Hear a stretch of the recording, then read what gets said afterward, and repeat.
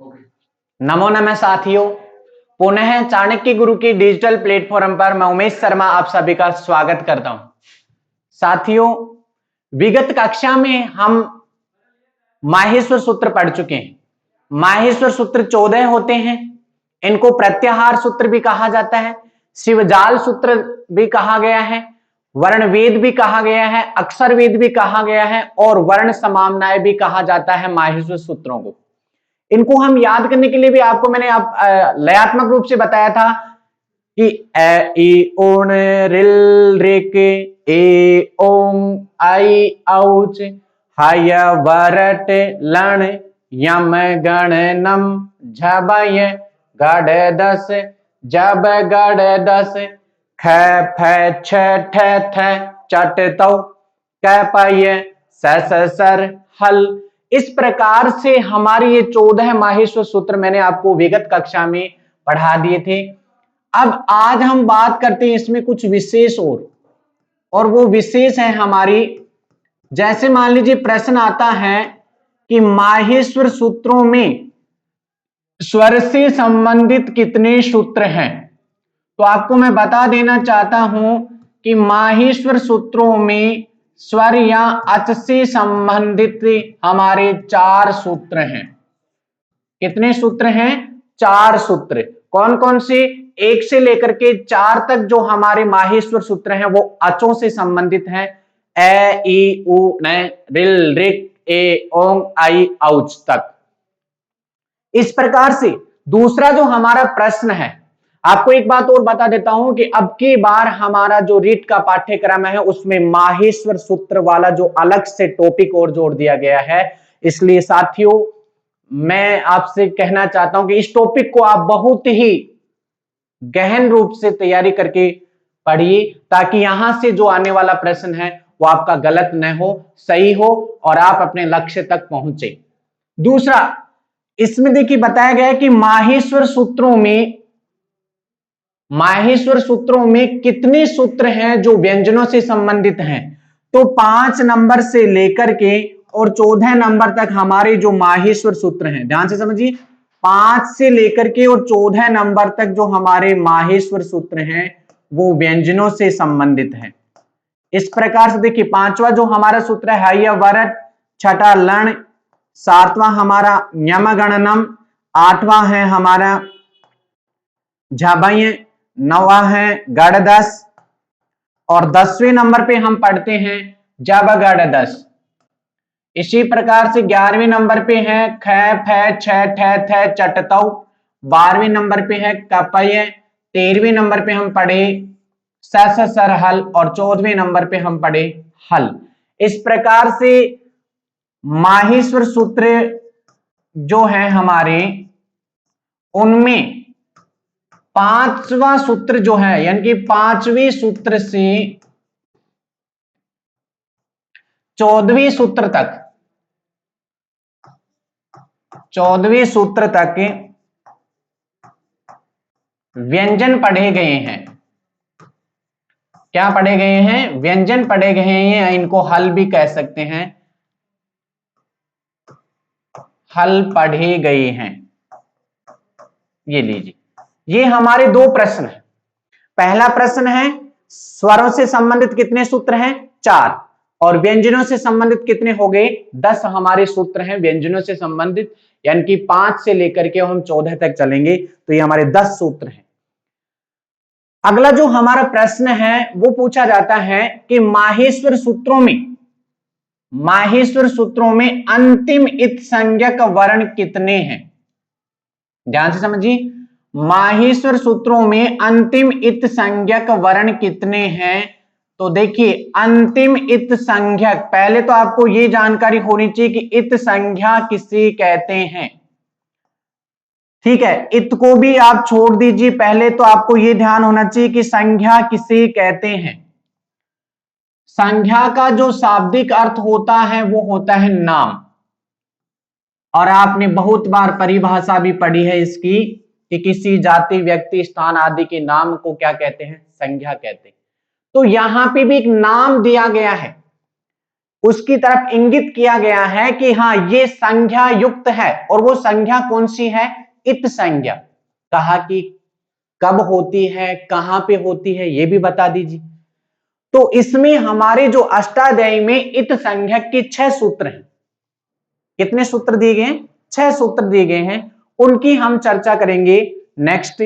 पहले एक बात और बता देता हूं मैं आपको कि जो अण है ए ए ओ अण, ये अण और ये अण, लण वाला अण, अण इत संज्ञक 2 बार पढ़ा गया है माहेश्वर सूत्रों में। अण इत संज्ञक 2 बार पढ़ा गया है माहेश्वर सूत्र में, और हकार भी 2 बार पढ़ा गया है माहेश्वर सूत्रों में।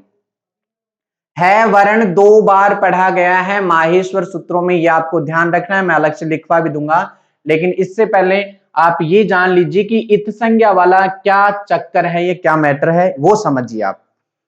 तो देखिए, सबसे पहले मैं आपको बताना चाहता हूं 6 इत संज्ञक सूत्र। इत संज्ञक सूत्र अलग अलग हमारे सूत्र दिए हुए हैं। जैसे मान लीजिए सबसे पहला जो हमारा सूत्र है अष्टाध्यायी में पढ़े हम, वो है उपदेश से,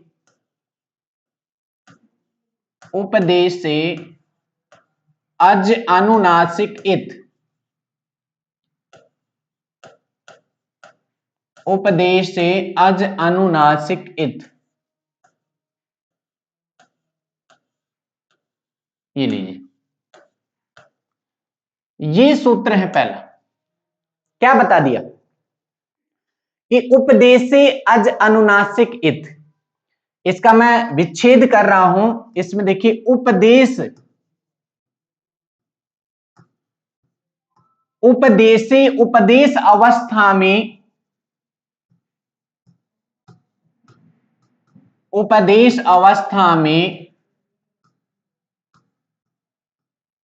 अनुनासिक अच की, एक नासिक अच और एक अनुनासिक अच, अनुनासिक अच, अच में सभी हमारे क्या आ जाते हैं? स्वर आ जाते हैं, स्वर की इत संज्ञा हो जाती है या इत संज्ञा करता है।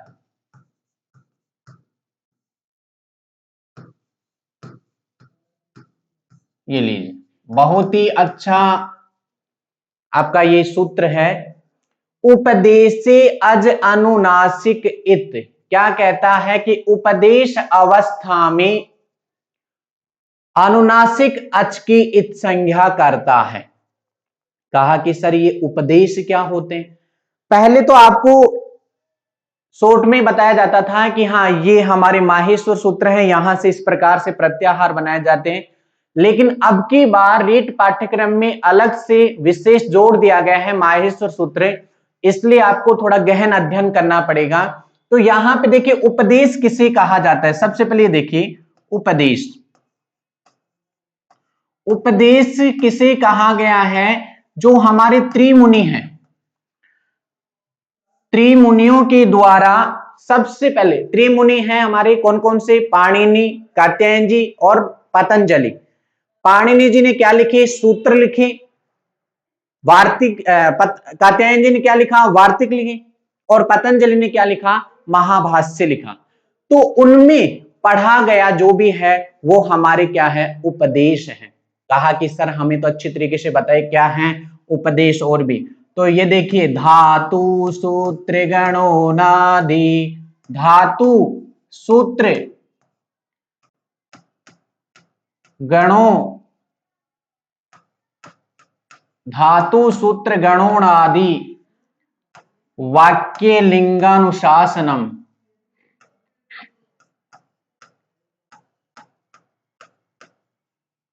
शासनम, धातु सूत्र गणोनादि वाक्य लिंगानुशासनम, आगम प्रत्यादेशः,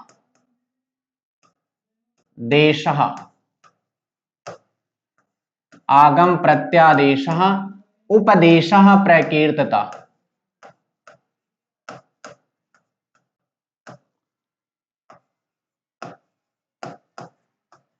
कीर्तिता, ये हमारे क्या है, उपदेश है। यदि प्रश्न पूछ लिया जाए यहां से कि उपदेश, उपदेश का मतलब देखिए धातु है, ठीक है, आप धातु पढ़ोगे, पठ धातु, चल धातु, गम धातु, सूत्र वगैरह, जैसे मान लीजिए यहाँ पे इको यणची सूत्र आ गया, ठीक है, या फिर ये जो आ रहा है सामने उपदेश से अज अनुनासिक माहेश्वर सूत्र, ये हमारे जो सूत्र गण गण है हमारे, जैसे भवादि गण है, चुरादि गण है, ये गण संबंधित है जिनमें धातु रूप चलते हैं। उणादि वाक्य लिंगानुशासनम, आगम है, जैसे कोई भी इनका समझिए आप, आगम वगैरह होता है, सुट आगम होगा। संस्कृतम जो पद बना है वहां पे आपने सुट का आगम किया था, वो आगम। प्रत्यय, जो हम प्रत्यय पढ़ते हैं, ठीक है, प्रत्यय में जैसे कत प्रत्यय है, ल्यप प्रत्यय है, जो भी हमारे प्रत्यय हैं, धातु और शब्दों के बाद में जुड़ करके जो अर्थ को परिवर्तन कर दे उन्हें प्रत्यय कहते हैं। और यहां पे और बताया कि आदेश, आराम से समझिए, कोई दिक्कत नहीं। कहा कि उपदेश किसे कहते हैं कि धातु सूत्र गणोणादि वाक्य लिंगानुशासनम आगम प्रत्यादेशा उपदेशा प्रकीर्तिता। इस प्रकार से ये कि उपदेश का एक श्लोक बताया गया है, और उपदेश में कौन कौन से आ गए हैं, धातु है, सूत्र है, गण है, उणादि है, वाक्य लिंगानुशासनम है, आगम है, प्रत्यय है, और आदेश, आदेश, ठीक है, एक के स्थान पे यण आदेश हो रहा है, वो यण आदेश, यण आदेश। तो इस प्रकार से इनमें क्या करना है आपको, इनमें इत संज्ञा करना है, ठीक है, और किसकी इत संज्ञा करना है, अच की इत संज्ञा करना है, अचों की इत संज्ञा करना है। जैसे कहा कि अब ये तो बता दीजिए कि किस प्रकार से आप यहां पे इत संज्ञा कर रहे हो। तो अभी देखिए हम संस्कृत बनाए पद हमारा, तो वहां पे हमने क्या किया रहे, शुट का आगम किया था, शुट आगम। कोई जरूर नहीं कि यहां पे मैं आगम का उदाहरण दे रहा हूं, धातु में भी अच आए तो वहां पे भी हम उपदेशे अज अनुनासिक इत से इत संज्ञा करेंगे। कहा कि ठीक है सर, इतना समझ गए। यहां पे देखिए टै की इत संज्ञा तो हमारा हलंत्यम सूत्र करेगा, अभी जस्ट इसके जस्ट बाद में बताऊंगा। लेकिन ऊ की जो इत संज्ञा कर रहा है, ऊ की इत संज्ञा करने वाला जो सूत्र था वो था उपदेशे अज अनुनासिक इत। ये लीजिए इत, ये था हमारा सूत्र।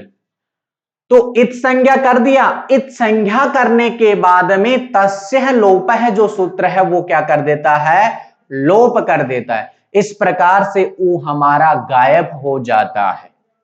ठीक है, पुनः एक बार और बता रहा हूं, आप समझिए अच्छे तरीके से कि इत संज्ञा करने वाले 6 सूत्र हैं। बहुत बार क्या होता है कि जब हम पढ़ाते रहेंगे उस समय आपको कहेंगे कि हाँ इसकी इत संज्ञा हो गई, डुक्रिय धातु आई उसमें ङ की इत संज्ञा कर दिया, वो डू की भी इत संज्ञा कर दिया। कर किससे देते हो सर, ये तो बता दीजिए। तो ये बता रहे हैं हम, ताकि आप धीरे धीरे संस्कृत को सीखो, उस समय आपके दिमाग में ये न हो कि पता नहीं किसके कौन कौन से सूत्र ऐसे हैं जिनसे इत संज्ञा कर देते हैं सर तो, और हमें फिर पढ़ा देते हैं।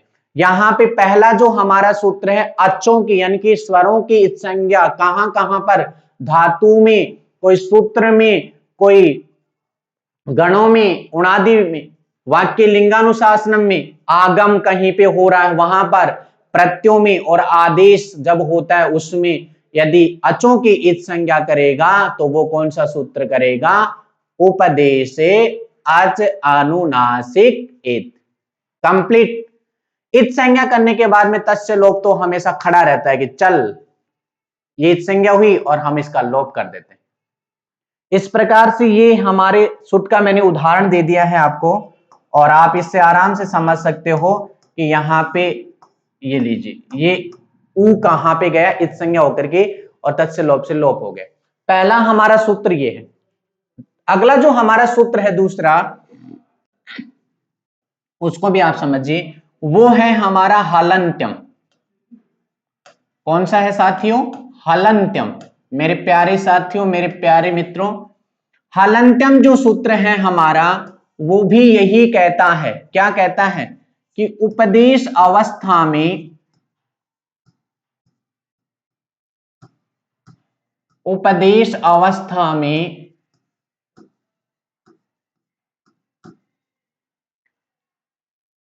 हल, उपदेश अवस्था में अंतिम हल, अंतिम हल, हल का मतलब आपको बता देता हूं, व्यंजन वर्ण।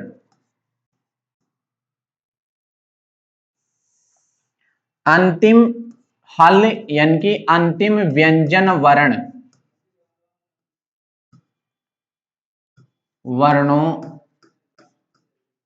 की इत संज्ञा, ये भी इत संज्ञा ही कर रहा है। अच्छा, ये कर किसकी रहा है? अब ये अच यानी कि स्वरों की नहीं करेगा, केवल टू अंतिम हल यानी कि व्यंजन वर्णों की इत संज्ञा। ठीक है, जैसे कहा कि अब हमें बता दीजिए का उपदेश, वही उपदेश हमारे कौन से, इधर अभी बताया था आपको, धातु सूत्र गणोणादि वाक्य लिंगानुशासनम। धातु है, कोई सूत्र है, कोई गणों में, उणादि में, ठीक है, वाक्य लिंगानुशासन में, कोई आगम है या फिर कोई प्रत्यय है या फिर कोई आदेश है, इन सभी जगहों पे हमारा जो करेगा ये इत संज्ञा, वो कौन सा सूत्र करेगा? हलन्त्यम सूत्र करता है। ठीक है, अब देखिए इसमें कैसे, जैसे मान लीजिए उदाहरण आपको बता रहा हूं मैं, उदाहरण में देखिए आप बहुत बार पढ़े भी हैं। जैसे मैंने शुरू में संस्कृतम जो पद बनाया उसमें मैंने बताया कि डुक्रिय धातु, कौन सी धातु बताई थी? डुक्रिय धातु, आपको पता है। अब वहां पे मैं इस न्याय की संज्ञा किया, मैंने इस न्याय की संज्ञा की, और न्याय की संज्ञा कौन सा सूत्र कर रहा है? ध्यान से समझ लीजिए, ये वही हलन्त्यम सूत्र है जो न्याय की संज्ञा कर रहा है। ये लीजिए, ठीक है, न्याय की संज्ञा हो गई, उसके जस्ट बाद में इत संज्ञा होने के बाद में तस्य लोपः सूत्र से हमारा लोप हो जाता है। किसका? न्याय का लोप हो जाता है। ठीक है, इस प्रकार से। और देखिए सूत्र वगैरह, ये तो धातु हो गई, सूत्र जैसे ए, ई, उ, अण, ए, ई, उन। ठीक है, ये देखिए री, ली, कै, रिलरिक, ये लीजिए हमारे जो 14 माहेश्वर सूत्र, उनमें देखिए ए, ई, उण, ये अण है हमारा हलन, ये अंतिम व्यंजन तो हैं। और ये क्या करे? उपदेश अवस्था में, यानी कि उपदेश धातु हो, कोई सूत्र हो, कोई गण हो, कोई उणादि वाक्य लिंगानुशासन हो, या फिर आगम हो, कोई प्रत्यय हो, आदेश, इनमें यदि अंतिम व्यंजन वर्ण होगा तो उसकी इत संज्ञा करेगा हलन्त्यम सूत्र। समझ में आ रहा है आपको? अब इनकी इत संज्ञा, तो इसका मतलब देखिए, अब पूर्व में आ जाइए कि जो हमारे माहेश्वर सूत्रों के अंत में देख लीजिए अंतिम व्यंजन वर्ण है, सभी में 14 माहेश्वर सूत्रों में अंतिम व्यंजन वर्ण है, तो इनकी समस्त, इन सभी की जो इत संज्ञा करेगा वो हमारा हलन्त्यम सूत्र करता है। तो इस प्रकार से ये हलन्त्यम इत संज्ञा कर देगा और उसके बाद में तस्य लोपः सूत्र से लोप हो जाएगा। तो ये इनकी काउंटिंग नहीं होती है जब हम प्रत्याहार बनाते हैं उस समय। बिल्कुल रिफ्रेश दिमाग से पढ़िए, कोई दिक्कत नहीं है, कहीं पर भी कोई समस्या नहीं आएगी। यदि आ रही तो आप वापस एक बार रिवीजन कीजिए इसका, ताकि आपको और समझ में आ जाए। ठीक है, इस प्रकार से हलन्त्यम सूत्र हमारा कंप्लीट होता है। आगे हम हमारा जो तीसरा सूत्र है, क्योंकि मैं ये इसलिए पहले बता रहा हूं ताकि जैसे मान लीजिए हम प्रत्यय पढ़ाएं या फिर कोई संधि पढ़ा रहे हैं उस समय, या फिर कोई आगम वगैरह आ गया और वहां पे हम इत संज्ञा कर रहे हैं, कोई आदेश हो रहा है वहां पे इत संज्ञा कर रहे हैं, तो आप सोचो कि सर इत संज्ञा करते किससे हो? तो ये कहीं पर भी आपको कोई दिक्कत नहीं आएगी। जैसे अचों की इत संज्ञा करना, तुरंत आपके दिमाग में आ जाएगी उपदेश अज अनुनासिक। अंतिम व्यंजन वर्ण की इत संज्ञा करनी है तो तुरंत आपके दिमाग में आ जाएगा हलंत्यम। और तीसरा जो हमारा सूत्र है वो है आदीर्घी टू डवह। आदीर्घी टू, ले लीजिए, आदीर्घी टू डवह।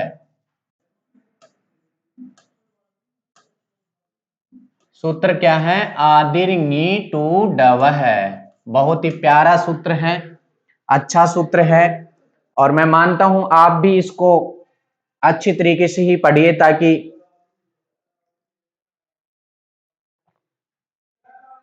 आपको कहीं पर भी कोई समस्या ना आए। तो देखिए ये तीसरा जो सूत्र है वो क्या है? आदीर्घी टू डवह। उच्चारण कीजिए, आदीर्घी टू डवह। आदीर्घी टू डवह सूत्र क्या कहता है कि भाई साहब, धातु के आदि में, इसने ये कहा है, मैं बता रहा हूं, धातु के प्रारंभ में, धातु के प्रारंभ में नी टू और डू की इत संज्ञा करता है। ठीक है, ये कह रहा है कि धातु के प्रारंभ में नी टू डू, इन तीनों वर्णों की इत संज्ञा कर देगा। जैसे, तो जैसे देखिए, यथा,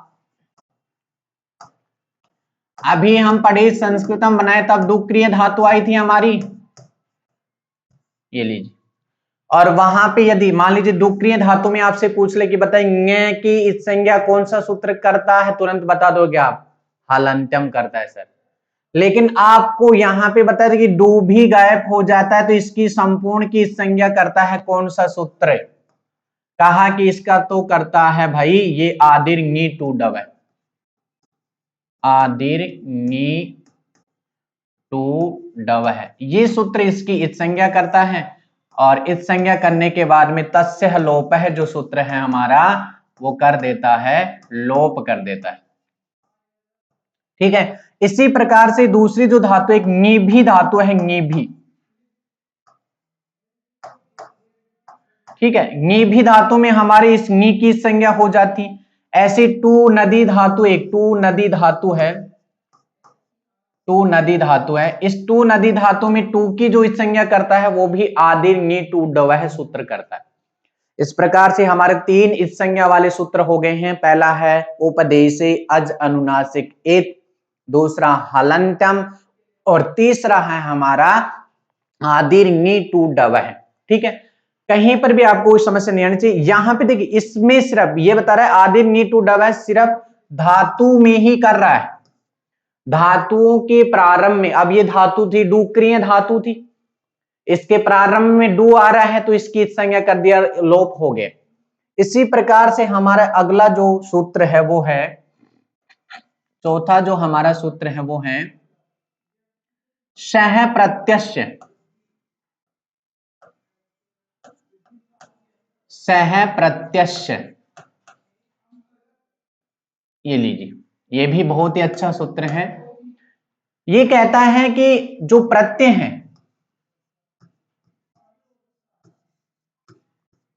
प्रत्ययों के आदि में,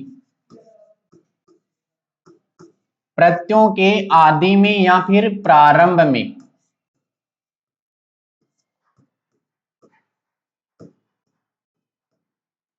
मूर्धन्य सकार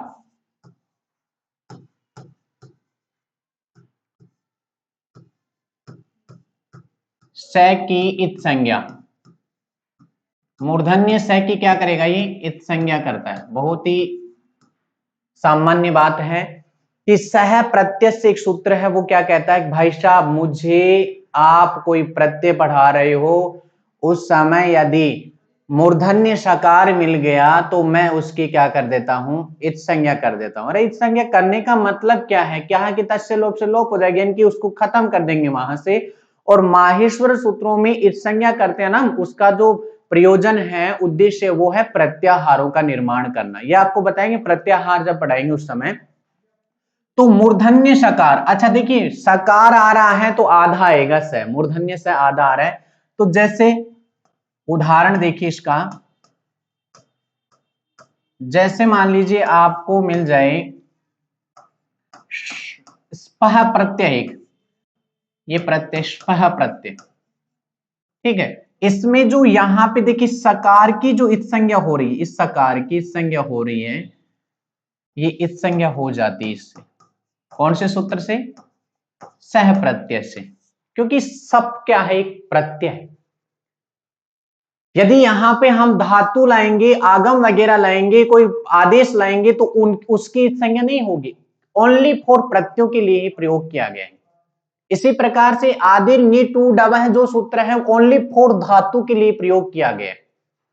तो ये आपको ध्यान रखना है, कहीं ये मत सोचना कि सर वो आदि नी टू डबह वाला जो है वो चोटू में लगा देंगे, ऐसा कुछ नहीं है। सिर्फ प्रत्यय के लिए कहा गया है, और जबकि आदि नी टू डबह किसके लिए कहा गया है, धातु के लिए कहा गया है। इस प्रकार से मेरे साथियों, मेरे प्यारे स्टूडेंट, सभी को मैं ये बताना चाहता हूं कि इत संज्ञा करने वाले जो सूत्र हैं हमारे 6 होते हैं। पहला हमारा उपदेश अज अनुनासिक इत, उपदेश अवस्था में अचों की इत संज्ञा करता है। हलंत्यम दूसरा, उपदेश अवस्था में अंतिम हल वर्ण, अंतिम व्यंजन वर्ण की संज्ञा करता है। तीसरा, आदिर नी टू डबह, धातु के प्रारंभ में आदि में नी हो, टू हो और डू हो, इनकी संज्ञा करता है। और चौथा हमारा सूत्र है सप्रत्यय। क्या कहा कि कोई भी प्रत्यय है उसके प्रारंभ में आदि में क्या हो, मूर्धन्य शकार, तो उसकी संज्ञा कर देता है और तस्य लोप से लोप हो जाता है। 5वें नंबर पे हम सूत्र पढ़ते हैं, वह सूत्र है हमारा बहुत ही छोटा सुंदर चोटू सूत्र। ये तो याद हो जाएगा।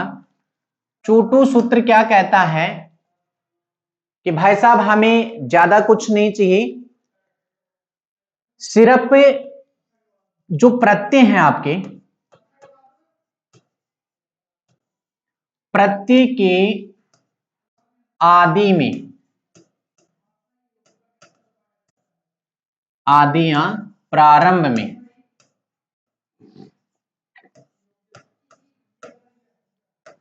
प्रारंभ में अब देखिए क्या कह रहा है कि चू का तात्पर्य है चय वर्ग। पढ़ा है था आपको कि स्पर्श व्यंजन जो हैं हमारे, वो उनको हम वर्गीय व्यंजन भी कहते हैं। और क्यों कहते हैं, और उनको उदित वर्ण भी कहते हैं। चू पू चू टू तू पू, उ इत है इसलिए।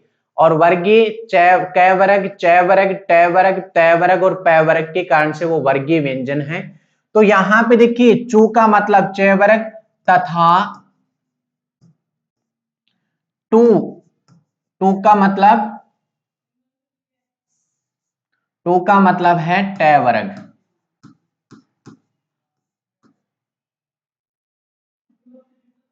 वर्णों की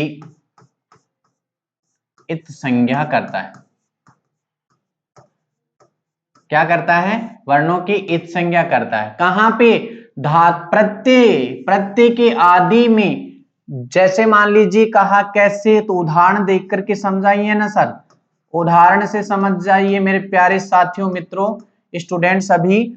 उदाहरण में जैसे मान लीजिए आपके पास आ गया जस, जैसे हम पढ़ते हैं सु, आओ और जस, ये लीजिए, ये सुबंत प्रत्यय हैं, 21 होते हैं। सु, औ, जस, अम, औट, सस, ये सभी पढ़ाएंगे आपको आगे।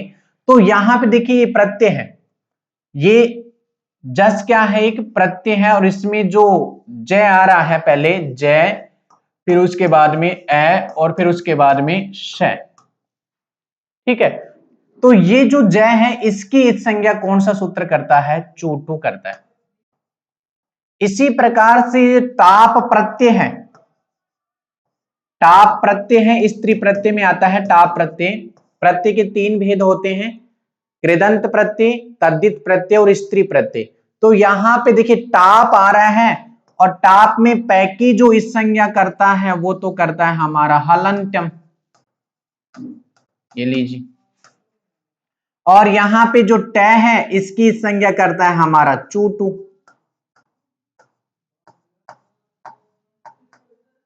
ट की संज्ञा। तो इस प्रकार से जो शेष रहा है हमारा वो रहा है आशेष रहता है। तो साथियों, प्यारे मित्रों, प्यारे स्टूडेंट, सभी को कहना चाहता हूं कि चोटू सूत्र प्रत्यय के आदि में करेगा, धातु के आदि में नहीं करेगा। नहीं तो वहां पे डुक्रिय धातु आ रही थी तो उसमें भी तो ड आ रहा था पहले, लेकिन वो क्या है धातु और ये क्या है प्रत्यय। और अंतिम हमारा जो इत संज्ञा वाला जो सूत्र है वो है 6 नंबर पे हम पढ़ते हैं लसक्व तद्धिते। बहुत ही अच्छा इंपॉर्टेंट सूत्र है लसक्व तद्धिते। ये इसलिए विस्तृत पूर्वक पढ़ाया जा रहा है क्योंकि अभी जो रेट का न्यू पाठ्यक्रम है उसमें माहेश्वर सूत्र जोड़े गए हैं। यहां से भी हो सकता है कि प्रश्न पूछा जाए तो आपका कोई प्रश्न गलत न हो। ये क्या कहता है लसक्व तद्धिते, कहता है कि तद्धित प्रत्ययों के अलावा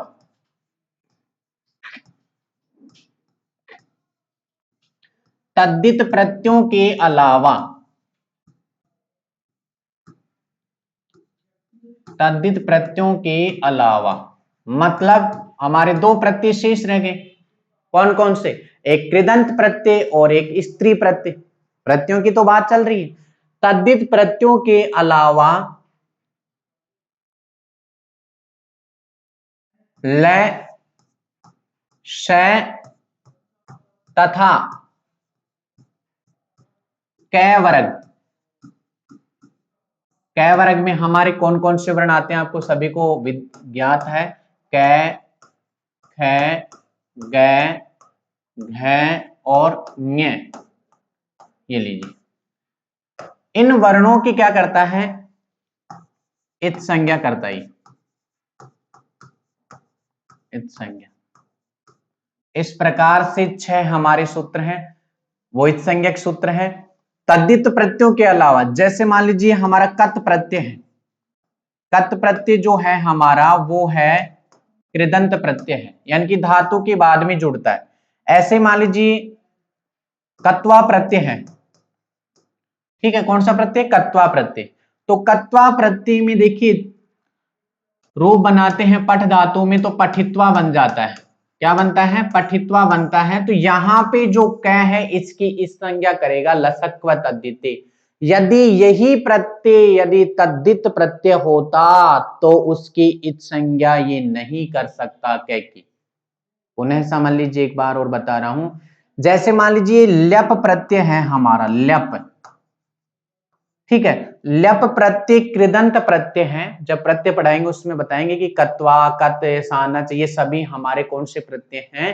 कृदंत प्रत्यय, यानी कि धातुओं के बाद में जो जुड़ते हैं वो कृदंत प्रत्यय होते हैं और शब्दों के बाद में जो जुड़ते हैं वो तद्धित प्रत्यय होते हैं।